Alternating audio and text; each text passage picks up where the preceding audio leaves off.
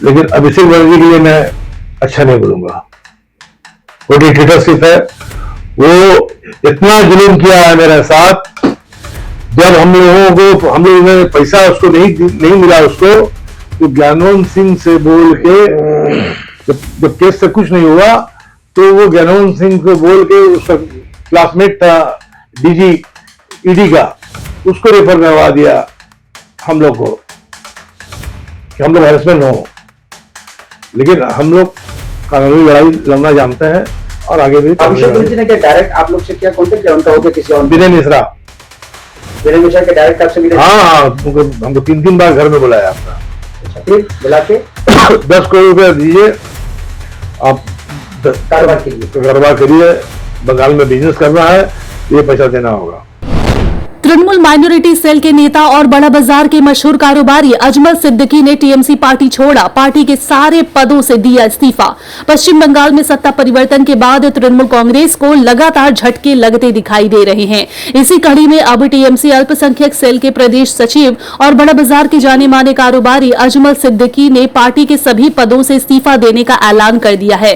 कोलकाता में आयोजित एक प्रेस कॉन्फ्रेंस के दौरान अजमल सिद्दीकी ने आधिकारिक रूप से टीएमसी छोड़ने की घोषणा कर दी है। इस दौरान उन्होंने पार्टी नेतृत्व पर कई गंभीर आरोप लगाए। अजमल सिद्दीकी का कहना है कि पिछली टीएमसी सरकार में मुसलमानों के विकास के नाम पर केवल राजनीति की गई, जबकि जमीनी स्तर पर समुदाय के लिए कोई ठोस कार्य नहीं किया गया। उन्होंने आरोप लगाया है कि उन्हें टीएमसी में शामिल होने के लिए मजबूर किया गया था। उनका दावा है कि उनसे आर्थिक मांगे की गई और जब उन्होंने इनकार किया तो उन्हें पुलिस के माध्यम से परेशान किया गया। हालांकि इन आरोपों की स्वतंत्र रूप से पुष्टि नहीं हो सकी है। बड़ा बाजार बिजनेस एसोसिएशन के चेयरमैन अजमल सिद्दीकी ने आगे कहा है कि पार्टी में उन्हें केवल नाम मात्र का पद दिया गया था और किसी भी महत्वपूर्ण जिम्मेदारी में शामिल नहीं किया गया था। उन्होंने आगे कहा है कि हाल के दिनों में भ्रष्टाचार और कट मनी से जुड़े मामलों के सामने आने के बाद ऐसी पार्टी में बने रहने का कोई औचित्य नहीं रह गया था। अजमल सिद्दीकी ने उम्मीद जताई है कि आने वाले समय में पश्चिम बंगाल में नई सरकार सभी वर्गों को साथ लेकर विकास के रास्ते पर आगे बढ़ेगी। उन्होंने कहा है कि राज्य को पारदर्शी और भ्रष्टाचार मुक्त प्रशासन की जरूरत है। इस मौके पर उनके बेटे अनस सिद्दीकी भी मौजूद थे। उन्होंने अपने पिता के फैसले का समर्थन करते हुए कहा है कि उनके परिवार को लंबे समय तक राजनीतिक और प्रशासनिक दबावों का सामना करना पड़ा। अनस सिद्दीकी का आरोप है कि उनके पिता को झूठे मामलों में फंसाकर डराने और दबाव बनाने की कोशिश की गई, जिसके चलते उन्हें मजबूरी में राजनीति करनी पड़ी। अजमल सिद्दीकी ने यह भी बताया है कि हाल ही में हज यात्रा के दौरान उन्होंने मक्का मुकरमा में खाना-ए काबा के सामने दुआ करते हुए अपने साथ हुए कथित अन्याय को याद किया और सच के साथ खड़े रहने का संकल्प लिया। वहीं अजमल सिद्दीकी और उनके बेटे अनस सिद्दीकी ने कहा है कि वो लोग शुरू से सामाजिक कामों को अंजाम दे रहे थे और आगे भी समाज के लिए काम करते रहेंगे। इस वक्त हमारे सामने है पश्चिम बंगाल टीएमसी माइनॉरिटी सेल के स्टेट सेक्रेटरी और कोलकाता के बड़ा बाजार के मशहूर कारोबारी मोहम्मद अजमल सिद्दीकी। अजमल साहब, आज आपने अचानक से टीएमसी पार्टी छोड़ने का फैसला किया है। हम लोग देख रहे हैं कि आपने टीएमसी पार्टी को एक रेजिग्नेशन लेटर, अपना इस्तीफा नामा भी उन्हें भेज दिया है। क्या कारण है? कंफर्टेबल नहीं लग रहा था। मैं 2 दिन पहले हज से आया हूं और मैं बहुत घुटन सा महसूस कर रहा था ये पार्टी में रह के, तो आज ये रिजाइन देके कुछ हल्का महसूस कर रहा हूं। और हज करने जाने से पहले भी मैं आपको इंटरव्यू दिया था कि मुझे जबरदस्ती फॉल्स केस देके पार्टी में लाया गया था और फॉल्स केस हम लोग उसको एक्विटल करवाया पैसा के लिए और पोस्ट ज्वाइन कराने के लिए।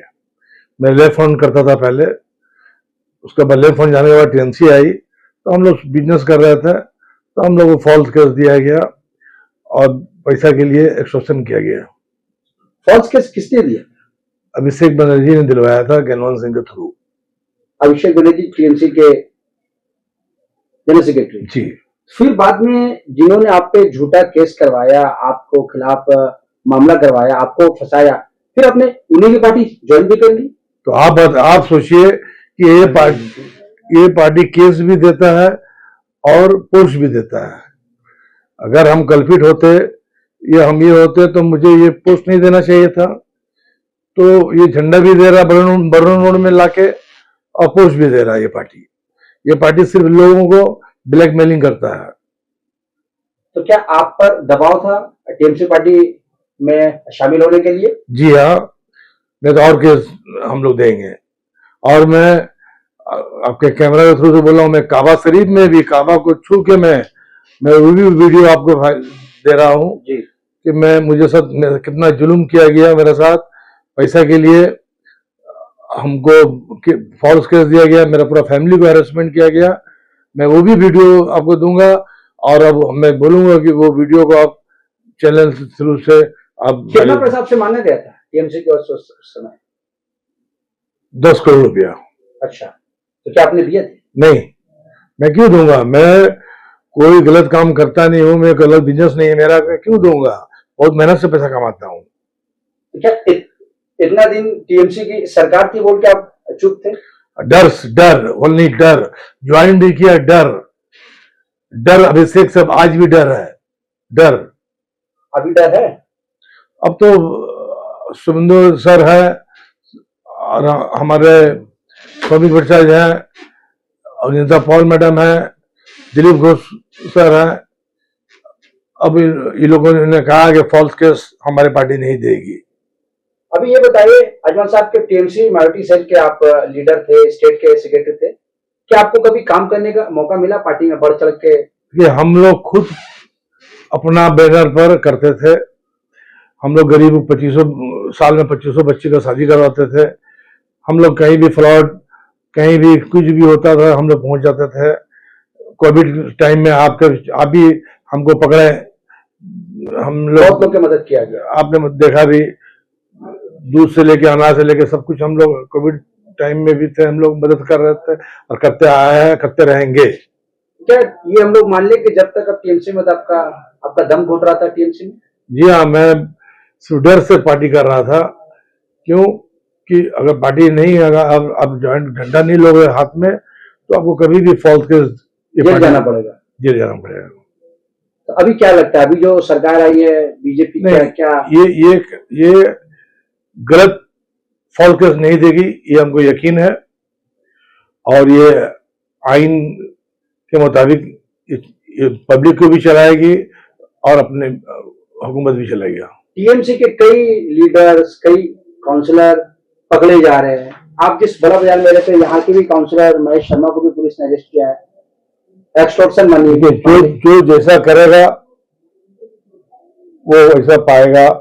क्या है नहीं है मैं बेहतर नहीं बोल पाऊंगा इसके लिए, बस मैं यही बोलूंगा जो जैसा करेगा वैसा पाएगा। आप मानते हैं कि टीएमसी में कट मनी का दौर था? बहुत ज्यादा पहुंचाना पड़ता था। कहां पर? एवी के पास, कालीघाट। क्या लगता है कि ममता बनर्जी को इन सबका नॉलेज था या उनके नॉलेज से बाहर? मान लो ये तो मालूम नहीं कि ममता बनर्जी को मालूम था कि नहीं, लेकिन अभिषेक बनर्जी के बारे में पूरा बंगाल क्या इंडिया जानता है। कोई बड़ा बिजनेसमैन इंडस्ट्रियल नहीं यहाँ आएगा सिर्फ उसी के डर के मारे। यानी आप कहते हैं कि अभिषेक बनर्जी के कारण ही आज बंगाल का ऐसा हाल हुआ? 100%। बंगाल का क्या, गवर्नमेंट का, टीएमसी गवर्नमेंट का ये जो गिर गई है बिकॉज ऑफ अभिषेक बनर्जी। पता है कोई काम हुआ 15 साल में, कोई इंडस्ट्रियल, कोई खाली यहाँ पर कट मनी हुआ। किसका टीचर का आपको पैसा देके क्लास 5 फेल है, उसको टीचर में जॉब मिल गया पैसा के बल पर। पैसा के बल पर हर जगह यहाँ पर कट मनी लिया गया और जॉब दिया गया। तो अभी जो लगता है, अभी जो सरकार है, ये क्या साफ सुथरा काम कर हाँ, ये करेगी। ये मोदी जी का सिद्धांत पर ये लोग काम करेगी, कर रही है। पूरा मोदी जी का गाइडलाइन पे ये लोग चल रहा है। अजमल साहब, आप टीएमसी में माइनॉरिटी सेल के नेता है और ऐसे भी कलकत्ता के जाने माने मुसलमान शहरों में आपका गिनती होता है। क्या लगता है कि भाजपा आ गई है, मुसलमानों को डरने की जरूरत है? नहीं, बिल्कुल नहीं। मैं हज जाने से पहले 1 महीना पहले भी आपको ये इंटरव्यू दे चुका हूँ कि जो हमारे मुख्यमंत्री है वो एक सेकुलर लोग हैं, और वो सबको लेके चलेंगे, और कोई ऐसा नहीं है कि वो फॉल्स केस देंगे या गलत काम होने देंगे। वो खुद खड़ा है सबके लिए। अनस सिद्दीकी हमारे साथ है, अजमल सिद्दीकी के साहबजादे हैं। आपके फादर ने ये जो फैसला लिया है, क्या ये आपके फादर का जाती फैसला था या आप लोगों का पूरा नहीं, घर हम का लोग के फैसला? पूरा फैमिली में डिस्कशन ये हुआ कि अभी जो हम लोग देख रहे हैं इतने सालों से हम लोग कुछ पापा के ऊपर फॉल्स केस किया गया था 2015-16 में। तो उस वक्त हम लोग बहुत छोटे थे, हम लोग डरे हुए थे कि आगे पापा पहले सीपीएम लेफ्ट फ्रंट करते थे, तो वही बोला कि हम लोगों की बार बार कि आप लोग सीपीएम में बहुत ज्यादा बढ़ चढ़ के थे, इसलिए आप लोग के ऊपर हम लोग केस देते जाएंगे। तो आप ऐसा था, बेल लो फिर केस, बेल लो फिर केस। ये सब लोग मेंटल प्रेशर से ओवरकम करने के लिए टीएमसी पापा ज्वाइन किया, और बहुत पूरा दिल से पूरे पार्टी के लिए काम करते थे, खुद दिलो जान से काम करते थे और लोगों के बीच हमेशा रहते थे। लेकिन अब जो हम लोग देख रहे हैं न्यूज में कितने लोगों के साथ क्या क्या जालियाती हो रहा था, और इतना इंसिडेंट्स बार बार होते रहा, तो देख के पापा को हम लोग बोले कि पापा अब इस पार्टी में रहना ठीक नहीं है, क्योंकि अभिषेक बनर्जी के इशारे से ही सब फॉल्स केस दिया जाता था। हजारों हजारों लोग आप जाएंगे जेल में, मुसलमान भरे पड़े हैं, ये सब खाली एक पहनावा है। एनडीपीएस मुसलमान के लिए बहुत करते हैं, आप जाइएगा किसी को रेप केस, किसी को उन्होंने जो लोग फॉल्स केस, हाँ भरे पड़े। एनडीपीएस, ड्रग्स केस में प्रचार, सब फॉल्स केस दे दे के ये लोग खाली एक्सटॉर्शन करता है। आप तो युवा है, जी। यंगस्टर से आपने जब अपना होश संभाला तो आपने टीएमसी सरकार को देखा जी जी तब से। जी। क्या लगता है कि विकास हुआ है, डेवलपमेंट हुआ है बंगाल में? देखिए, विकास जो स्तर का होना चाहिए था वो नहीं हुआ, इसमें कोई दो राय नहीं। एक भी इंडस्ट्री नहीं आई, आज हम लोग भी बिजनेस कर रहे हैं, जो ग्रोथ होना चाहिए था वो ग्रोथ यहाँ बंगाल में नहीं हुआ। लेकिन एक महीने में आप जैसे देखिए, चिकनी आटा का जो मेट्रो का काम है वो पूरा 5 दिन में हो गया। अब एक पर एक इन्वेस्टमेंट की बातें सुन रहे हैं हम लोग, रेल का नया इन्वेस्टमेंट आएगा, कनेक्टिविटी बढ़ेगा। और जो एक मुसलमान के दिल में डर था फर्स्ट डे की बीजेपी को, जो बीजेपी के नाम से हम सबको डराया गया, खौफ था, डराया गया, बिल्कुल डराया कि यहाँ पे आ जाएगा तो ये हो जाएगा। किसने तो डराया? टीएमसी के अब हर मैसेज में, हर पोस्ट में ये था कि आप लोग को हम बीजेपी, हम लोग हैं तो आप सुरक्षित हैं, बीजेपी आएगा तो ऐसा हो जाएगा। बीजेपी आएगा तो ऐसा हो जाएगा। तो हमारे साथ हमारे हिंदू भाई भी है, हम लोग एक साथ खुश रहेंगे, इसमें आप हमसे रूट के रहिए, हम आपसे दुश्मनी करके रहें, ये कल्चर तो बंगाल का है नहीं, ये होना भी नहीं चाहिए। क्या आपके फादर को क्या लगता है, बीजेपी में जाएंगे ये? नहीं, अभी पापा कोई पॉलिटिकल सिद्धांत, अभी तो हद से आए हैं, कोई पॉलिटिकल सिद्धांत लेंगे नहीं। और ये बीजेपी के गुड बुक्स में आने के लिए ये हम लोग का ये नहीं है। पापा शुरुआत से स्टूडेंट पॉलिटिक्स के टाइम से लेफ्ट फ्रंट के समर्थक थे। तो आज प्रेशर से बोलिए, खौफ से बोलिए, तृणमूल करना, तृणमूल भी जेन्युइनली किए, बिल्कुल लोगों के बीच में लेकर लोगों के मदद के लिए किए। अब आगे क्या सिद्धांत होगा वो हम लोग सोचेंगे। क्या फिर से लेफ्ट में जाएंगे? आगे देखेंगे। आप देखिए, पहले जिस दिन बीजेपी सरकार आई उसी दिन स्टेट प्रेसिडेंट श्रमिक भट्टाचार्य जी ने कहा कि हम लोग को, देखिए मुसलमान हिंदू हम लोग को यहाँ नहीं करना है, आप तिलक लगाइए, आप टोपी पहनिए, आइन सबके लिए बराबर है, आपको हेलमेट पहनना पड़ेगा, आप आइन का शासन होगा, शासन का आइन नहीं होगा। ये बहुत बड़ी बात हुई, हम लोग सब डरे हुए थे कि आगे क्या होगा। अब लेकिन जो प्रोत्साहन हम लोग को मिला है, टोपसिया तिलजला में भी बुलडोजर चल रहा था, लेकिन 2 दिन पहले भी मुख्यमंत्री जी ने कहा है कि हम लोग इतना तोड़ना संभव नहीं है, तो हम लोग रेगुलराइजेशन की तरफ भी जाएंगे, एक बयान में उन्होंने कहा था। तो हम लोग बस चाहते हैं कि बंगाल आगे बढ़े, इंडस्ट्री आए, नौकरी आए। आज मुसलमान हो, हिंदू हो, सबको एक ही चीज चाहिए ना, नौकरी आए, बच्चों की पढ़ाई अच्छे से हो, स्कूल कॉलेज अच्छे खुले, एडुकेशन हो। मुसलमान बंगाल में बस वही था कि हम लोग का क्या वही स्तर है कि हम लोग बस बीफ खा सके और बिना हेलमेट के रात भर बाइक में घूमे, उतना ही तक हम लोग खुश हो जाएंगे। कोई आके इफ्तार पार्टी में आके हम लोग के टोपी पहन के सलाम अलैकुम बोल दे, बस इतना ही से हम लोग का पेट भर जाएगा, इसी से दुनिया चलेगा। आज एक फोटो खिंचाने के लिए आदमी पागल था, पहले नेता लोग के आगे पीछे घूमता था, उतना ही में हम लोग बस वही है। आज यूपी बिहार हर जगह आप जाके देखिए कैसे उन्नति हो रहा है। बिहार जो पहले कोई पूछता नहीं था, आज बिहार आगे बढ़ रहा है। उत्तर प्रदेश कितना आगे बढ़ चुका है, हम ही लोग पीछे रहेंगे हर वक्त। तो मुसलमान को ये नहीं सोचना चाहिए, पॉजिटिव में जाए, आइन को फॉलो करे, सबके लिए बराबर। The law is equal for everybody, the constitution is equal for everybody. आप कानून फॉलो करिए और आप सरकार से सवाल पूछ सकेंगे। सुवेंदु अधिकारी जी ने कहा है कि आप सवाल करिए, काम नहीं होगा तो हम लोकल विधायक के पास आप जाइए, आप पूछिए। पहले कोई सुनवाई नहीं था, खाली डर का माहौल था, अब वो माहौल नहीं रहेगा।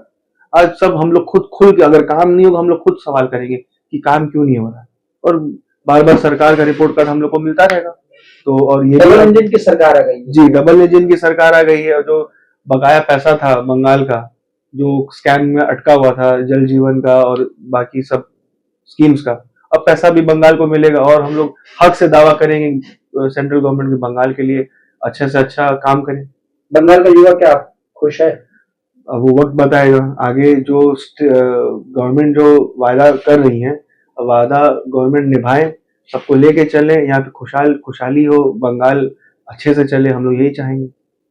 अजमल साहब, जो हज में गए थे, क्या हज में ही आपने ये फैसला कर लिया था कि अपना जो बोझ है, दिल में जो एक बोझ है, इसको आप हल्का करेंगे हज से आने के बाद? ये अल्लाह का तरफ से हुक्म हुआ कि तुम ये पार्टी छोड़ रिजाइन दो, तो मैं आगे साथ साथ रिजाइन दिया। ये अल्लाह ताला ने करवाया।